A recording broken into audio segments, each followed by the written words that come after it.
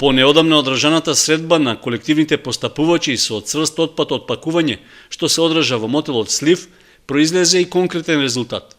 Компаниите Пакомак и Екосайкл од Скопје и Екопак Хит од Кочани потпишаа меморандум за соработка, чија цел е подобра координација, подигнување на јавната свест за значењето од селективното собирање на отпадот и неговото рециклирање.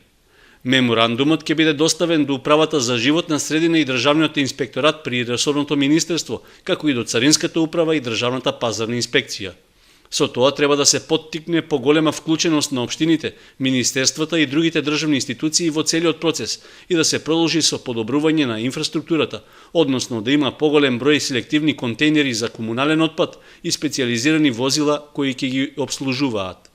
Компаниите потписници на меморандумот ќе бараат доследно почитување на Законот за управување со отпад од пакување и санкционирање на сите компании загадувачи кои не плаќаат соодветен надоместок на државата или на компаниите управувачи со отпадот. Со законските одредби предвидено е ниту еден малопродажен објект да не смее да продава производи од компании кои немаат договор со колективни постапувачи, односно ако не финансираат систем за собирање на амбалажата од нивните производи.